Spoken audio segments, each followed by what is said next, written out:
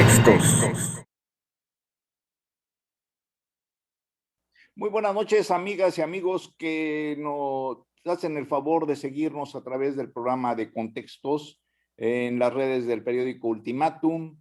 Iniciamos semana muy contentos porque hoy se adelantaron las lluvias de mayo y cayó una buena lluvia que ya les esperábamos sobre Tuxtla Gutiérrez y calmó un poquito el calor y ojalá también sirva. Ojalá en el resto del estado también hayan caído lluvias para que sirvan para terminar con los incendios que han afectado a nuestra entidad.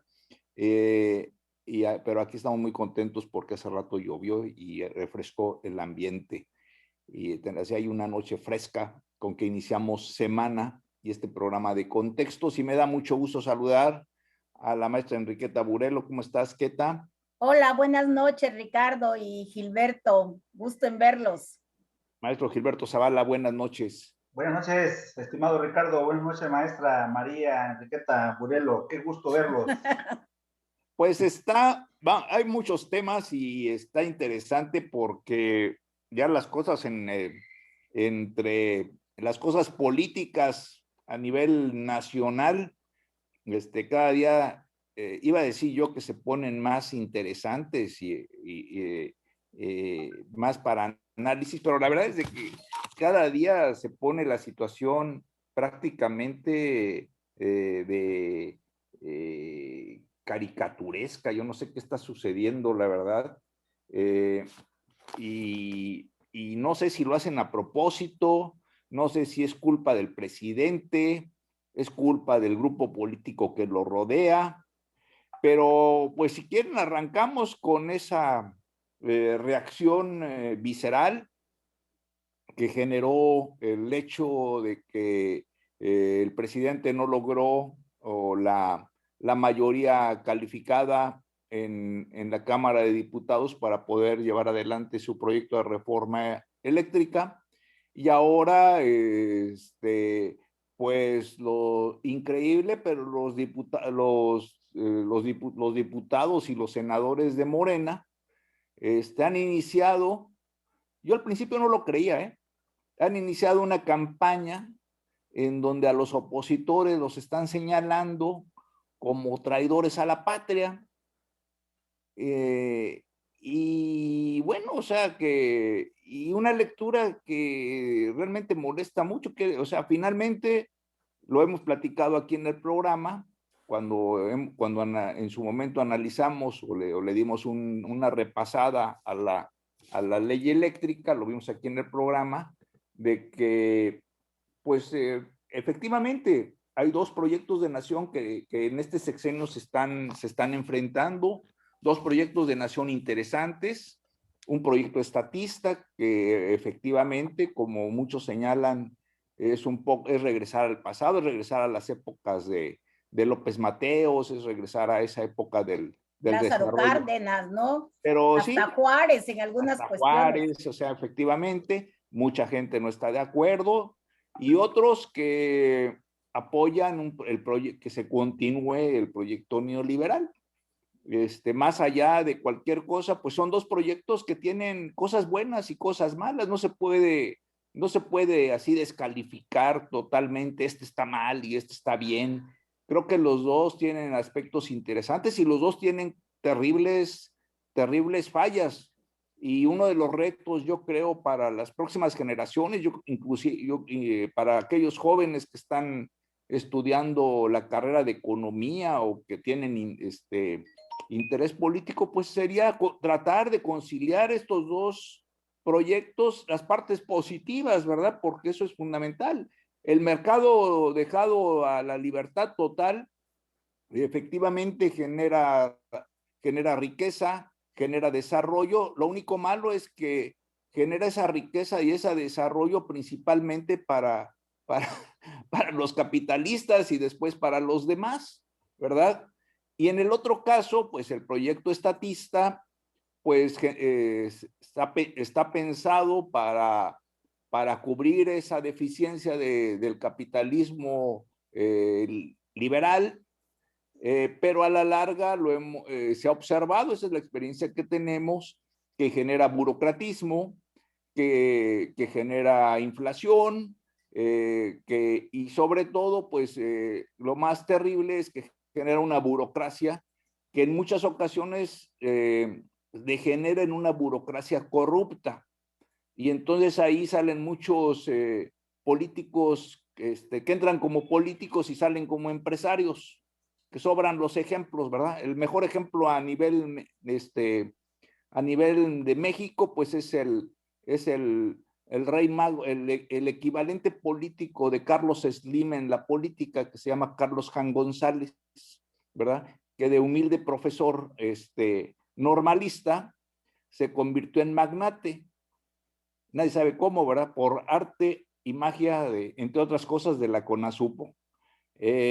Pero bueno, ese es un punto. Pero el hecho es que ahorita está el debate y todo parece indicar que, bueno, no todo parece indicar, y la acusación que están tratando de llevar adelante los diputados y senadores de Morena es de que a todos aquellos que no votaron por la reforma eléctrica sean tachados de traidores a la patria y exhibirlos, ponerlos en la picota. Yo creo que muchos seguidores de Morena no están de acuerdo con esta posición de estos diputados, y da tristeza porque pues se esperaría que los legisladores amortiguaran esta polarización que desgraciadamente ha marcado este sexenio.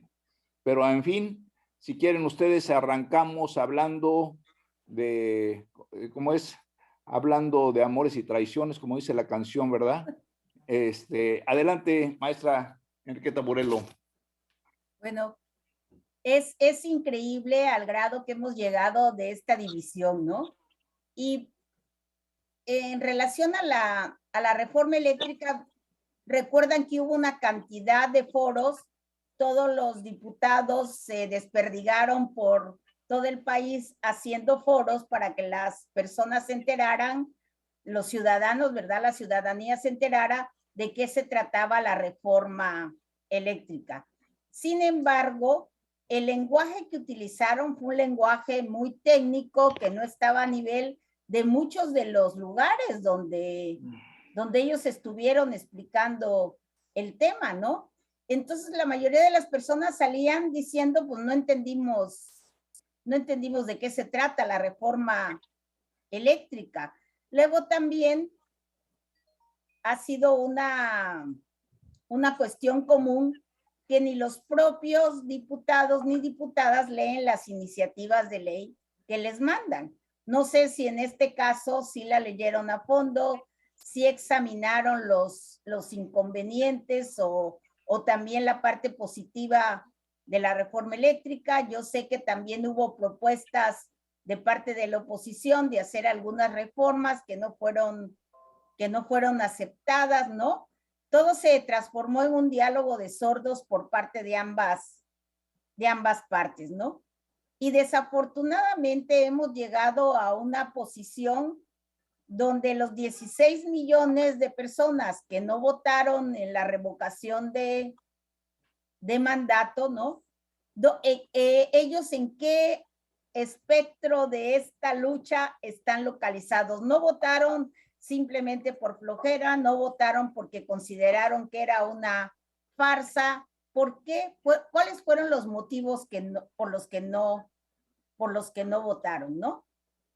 Esos 16 millones de personas son los que están en contra del proyecto de nación que encabeza el presidente López Obrador. López Obrador, ¿verdad? Entonces, no sabemos en realidad cuál es la posición dentro del espectro ideológico de esas personas que no votaron en la revocación de mandato, ¿no? Y no merecen que se les digan traidores, por supuesto, ¿verdad? Porque también Pablo Gómez ha amenazado a los 16 millones que no acudieron a votar de que están incumpliendo con un deber ciudadano y que también merecen una serie de sanciones, ¿no? Así es. A ver, Sí, maestro, entonces no maestro solo Zavala. es el tema de la reforma eléctrica, es el tema también de la reforma de la revocación de mandato, que ambos temas de alguna manera pues se unen en esta ocasión. Ok, a ver, maestro Zavala, y Ah, bienvenido, Víctor, ¿cómo estás? Bienvenido, Víctor Rumaya. Buenas noches, Víctor. Estamos abordando, mi estimado Víctor, un tema que puso Ricardo que tiene que ver con ese impulso político de Morena con relación a sus pares diputados federales que votaron en contra de la iniciativa de ley de la industria eléctrica. Yo diría ahí que efectivamente a mí me parece que llamarlos traidores a la patria es un exceso. Es un exceso que no todos los sectores, no toda la población o la gran mayoría creo que lo está tomando en serio. Me llama la atención tu expresión, estimado Ricardo, cuando dices al principio yo no lo creía y yo también suponía que era broma. O sea, ¿en dónde está el equilibrio de poderes? El equilibrio de poderes significa disenso, no significa votar, sino para qué tenemos un poder legislativo y un poder ejecutivo. No puede ser, me parece que ahí se equivoca Morena. Ahora, cuando se van al ejercicio de los foros que menciona la maestra Queta Burelo y se van a la población, me parece que allí ignoraron a sus pares legisladores. Era convencer, era negociar. Y luego dice el presidente que no pasó porque no dio el moche, porque no fue como las reformas que impulsó Peña Nieto. Bueno, si allá hubo dinero, aquí lo que debió de haber existido es un exceso de política. La política del gobierno es esa, es convencer. Es convencerse. Es esa inteligencia social que no se debe de perder en una democracia, menos entre poderes. Y yo creo que ahí Morena me parece que continúa polarizando en la misma perspectiva que ha planteado el presidente en sus mañaneras. Creo que va a polarizar mayormente a la población. Y racionalmente no hay razón, pero es la única agenda que ahora tienen para poder mantenerse en la discusión social y pasar a un tema que efectivamente a los mexicanos nos va a polarizar aún más. Víctor, ¿cómo estás? Adelante. Muy buenas noches. Buenas noches, ¿se escucha? Sí, se escucha. Porque la verdad es que hoy no estoy con la computadora, entonces me estoy transmitiendo desde el teléfono celular, aquí en la oficina, pero teléfono celular. Pues yo la verdad, no, ahorita perdí la imagen, no sé si seguimos, si estamos. Ahí estás ya. Ok. Bueno, pues buenas noches y disculpen que estamos transmitiendo así, pero pues hacemos uso de la tecnología con lo que se puede. Pues mira, ya lo habíamos platicado, a mí no solamente me parece un exceso, sino me parece incluso peligroso, me parece incluso grosero hacia la sociedad, polarizar tanto. El polarizar siempre es una estrategia adecuada dentro de los medios, dentro de la estrategia política, porque permite, digamos, encontrar y ver las diferencias. Ese es el objetivo de la polarización. Yo recuerdo, por ejemplo, Porfirio Muñoz Ledo, cuando fue senador por la Ciudad de México, nada más existían 2 senadores, en aquel tiempo eran 98 senadores de toda la República, y nada más 2 eran de oposición, electos por el PRD en aquella ocasión, y me acuerdo que Porfirio Muñoz Ledo polarizaba esa Cámara de Diputados, porque era el único que se oponía, el único que decía y hablaba en contra de ellos, lo hacía de manera genial, perdía todas las batallas, todas las votaciones, pero todas las polarizaba. Es decir, era una parte, digamos, de una estrategia política. Creo que el presidente está haciendo esto, por supuesto, para no perder la iniciativa política. Parecería que después de la votación en donde no gana su iniciativa, pues perdería la iniciativa política. De hecho, así lo salieron a festejar los partidos políticos, el PAN, el PRI, el PRD, y muchos comunicadores y gente que pues no concuerda o no comulga con las ideas de Andrés Manuel López Obrador, lo salieron a festejar diciendo que era el inicio del fin. Y puede ser que sea el inicio del fin tal y como conocimos los primeros años de Andrés Manuel López Obrador, es decir, del gobierno de Andrés Manuel López Obrador. Yo mismo creo eso, creo que está en una nueva etapa, por supuesto, pero no lo lo dé por muerto, es decir, él siempre va para adelante y esa estrategia es de la presidencia.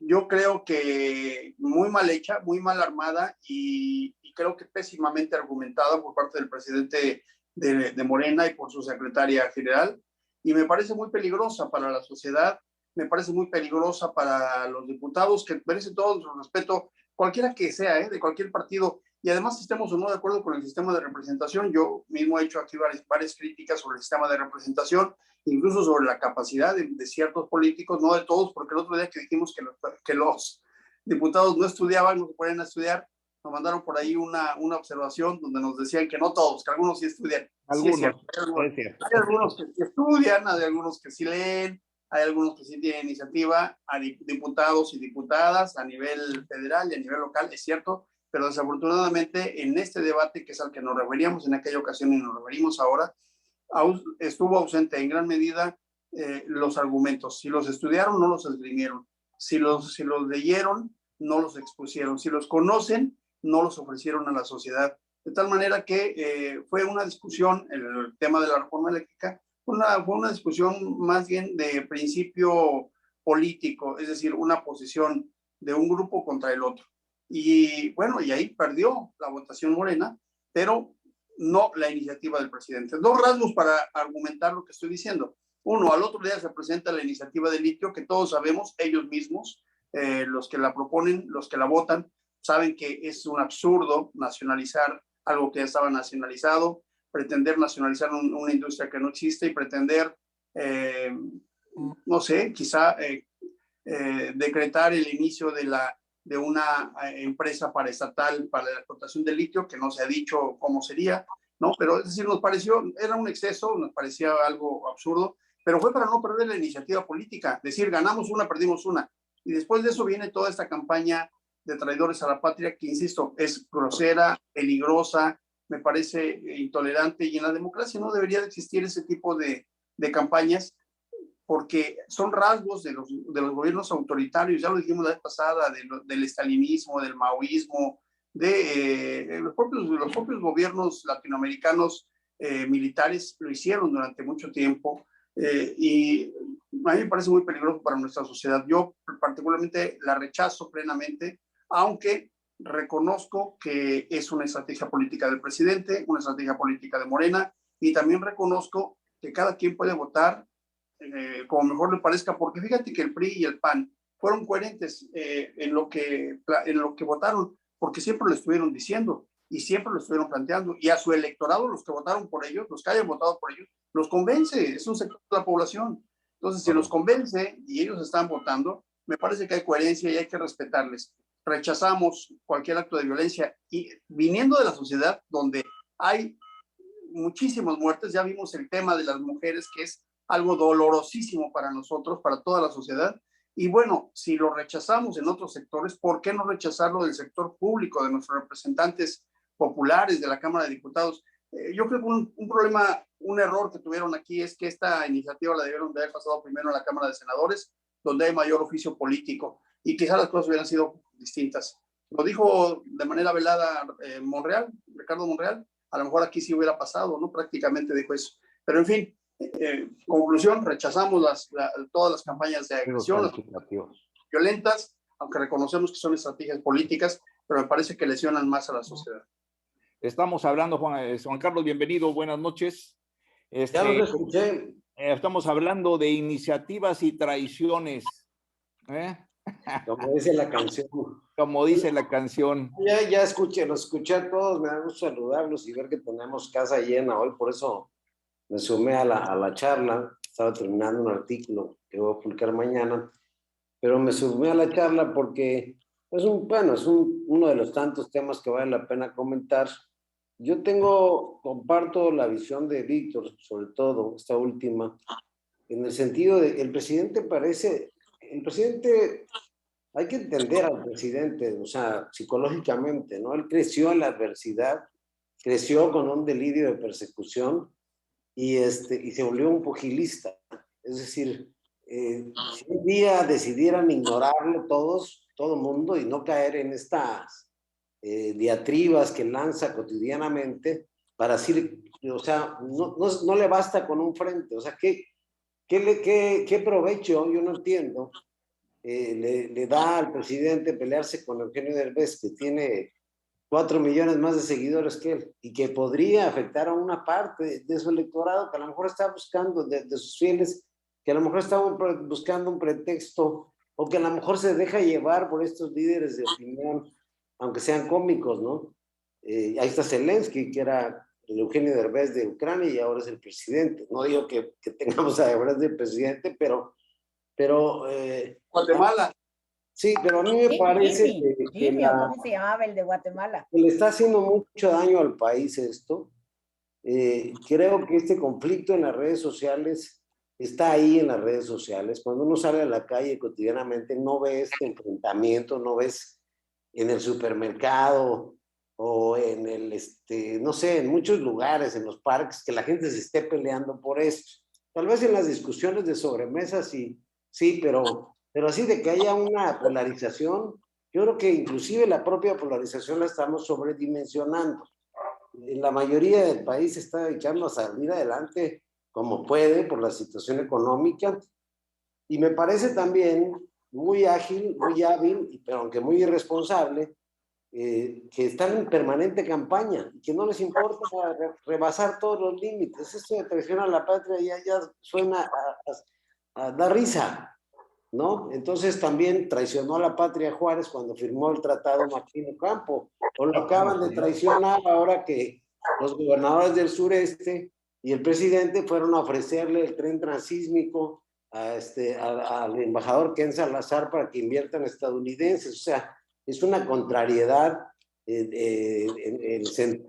una contradicción en muy poco tiempo de un doble discurso y un doble rasero. O sea, los extranjeros que son nuestros amigos, eso no es traición a la patria, y los que apoyan la oposición, sí. Entonces, yo creo que hacen sus cálculos y que de ahí sacan sus cuentas, y polarizarlas les sirve para dos cosas: para mantener esa lealtad casi ciega, psicológicamente inexplicable, a menos que tenga un matiz religioso que algunos le conservan todavía.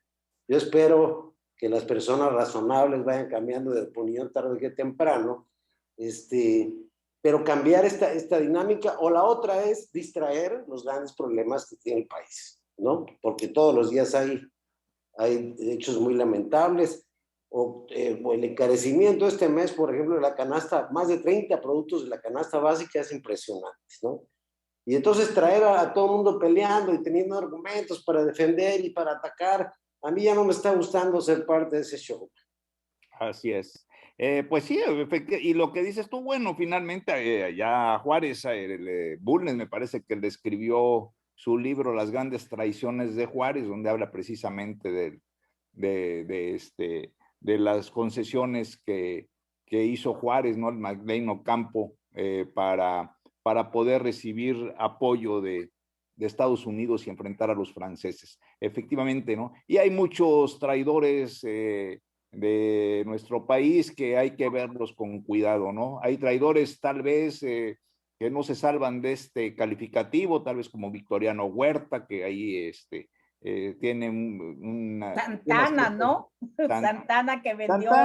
Santana entre comillas, porque finalmente era el único personaje que podía establecer una cierta gobernabilidad en México, pero pues fue derrotado y abusó del poder, ¿no? Pero tenemos, por ejemplo, el caso de un personaje que a mí me llama mucho la atención, que fue Miramón, que fue un joven político muy claro de derecha, ultracatólico, etcétera, etcétera, pero muy inteligente. Hay una revista que se llama Historia de México, y ahí reproducen cada mes las cartas de su esposa, de Concha Miramón, y ella hace un relato muy bonito de la vida de aquel siglo XIX que en nuestro país, y lo hace que uno piense dos veces las cosas, y no es difícil calificar a una persona así entre blanco y negro, ¿no? Hay que ubicar las circunstancias y los momentos que son distintos. En un momento el gran traidor se puede convertir en el gran héroe, y al revés,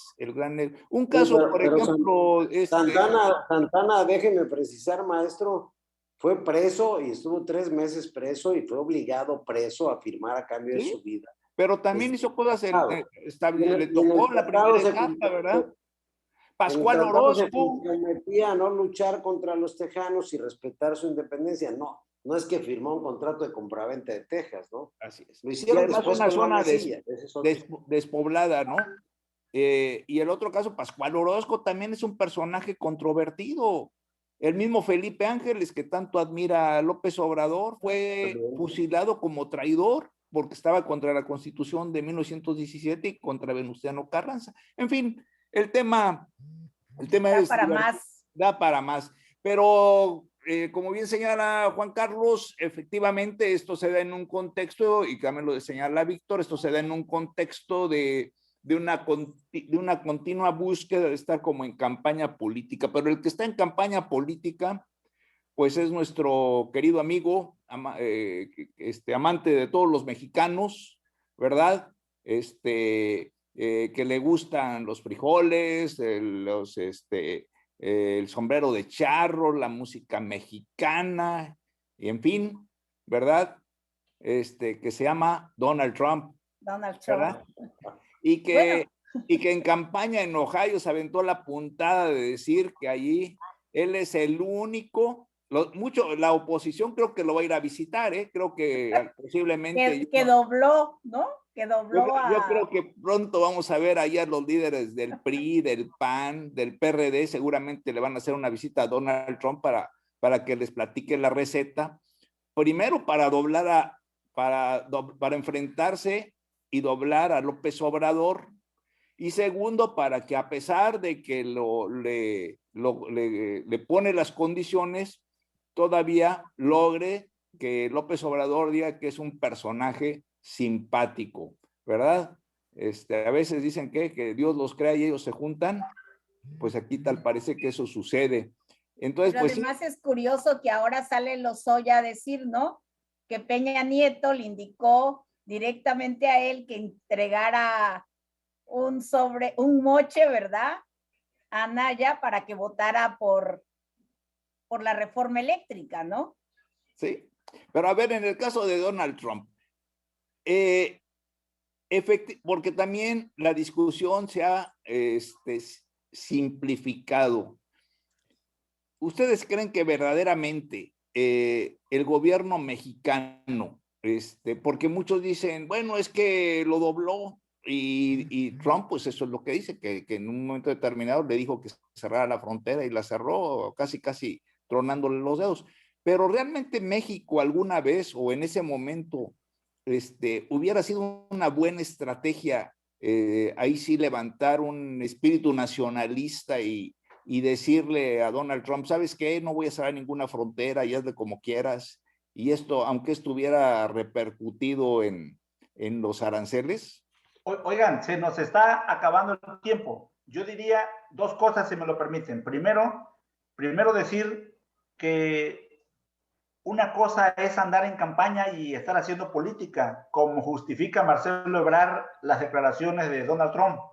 Y a mí me parece que aquí en México el gobierno está en campaña y sigue haciendo política.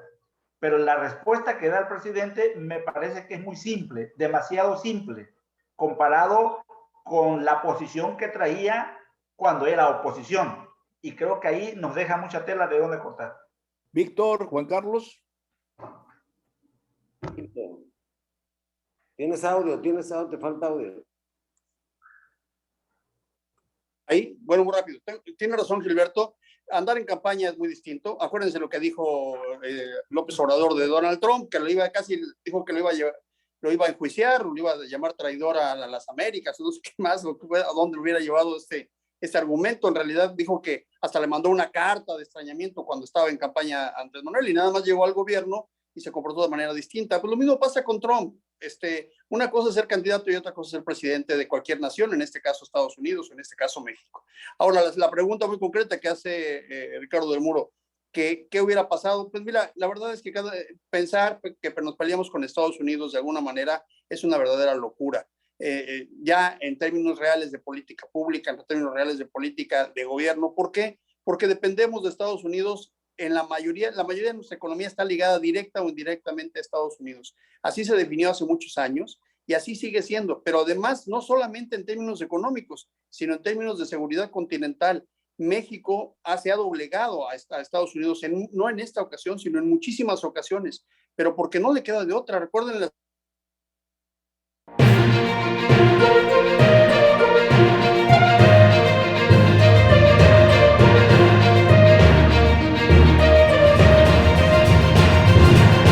Contextos.